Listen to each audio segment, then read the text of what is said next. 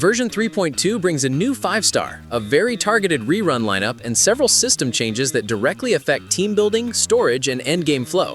I'm going to break down what Sigrika actually looks like as a unit, how the banners are likely structured, and why the new Rover element and upcoming quality of life features matter more than they might seem at first. Version 3.2 for Wuthering Waves is shaping up to be a smaller transition patch, but there are still several meaningful updates to cover, starting with the newly confirmed 5-star character Sigrika. She launches in the first phase of 3.2 and is an arrow gauntlet user, and while she is expected to function as a primary arrow damage dealer, the current information points to her kit being centered specifically around echo skill damage rather than standard rotation damage. That detail matters for how you build her, because it strongly suggests that the Sound of True name set is likely to be her best-in-slot option if her scaling ends up leaning heavily into echo skill output. The first phase banner lineup makes even more sense once you look at the projected reruns. QUIYUAN is expected to return alongside Sigrika, and the pairing is very deliberate. He has not appeared since version 2.7, and more importantly, his kit directly boosts echo skill damage through his outro. From a team-building perspective, that immediately positions him as an ideal sub-DPS partner for Sigrika, especially if her primary damage profile really is echo-focused. From a banner strategy standpoint, running both characters together is an efficient way to sell a complete arrow package rather than a single standalone carry. The second phase of 3.2 looks much lighter by comparison. Current information points to a solo rerun for Phoebe, and the banner window itself may be significantly shorter than usual, possibly only 1 to 2 weeks.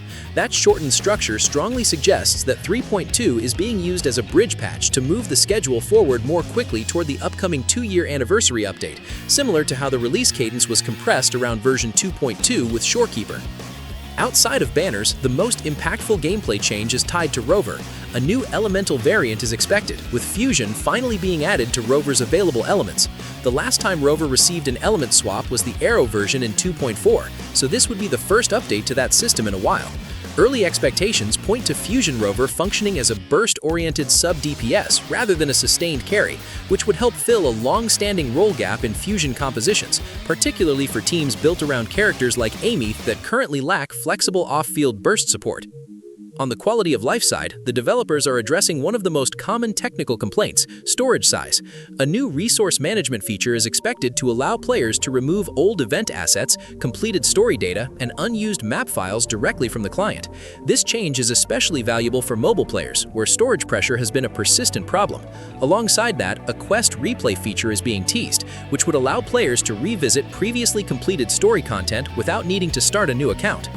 Endgame systems are also being targeted for smoother progression.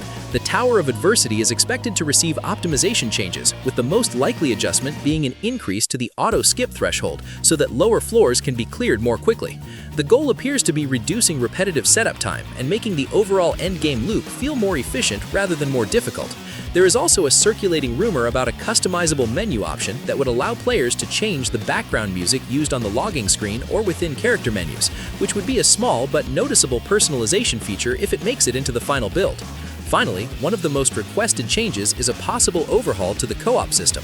The current limitation of entering co-op with only a single character may be lifted, allowing full teams to be brought into multiplayer sessions instead. If that update goes live, it would significantly improve how cooperative content plays, especially if co-op-focused events return for the anniversary period. Overall, version 3.2 looks lighter in terms of new characters and combat content, but it still delivers a clear echo skill-focused DPS in Sigrika, a highly synergistic QUIYUAN rerun, a long-awaited Fusion element update for Rover, and several long-overdue quality-of-life improvements that directly affect daily play and device performance. But what do you think? Let me know your thoughts in the comments below. If you enjoyed this breakdown and found it helpful, make sure to subscribe for more. Thanks for watching, take care, and I'll catch you in the next one. Peace.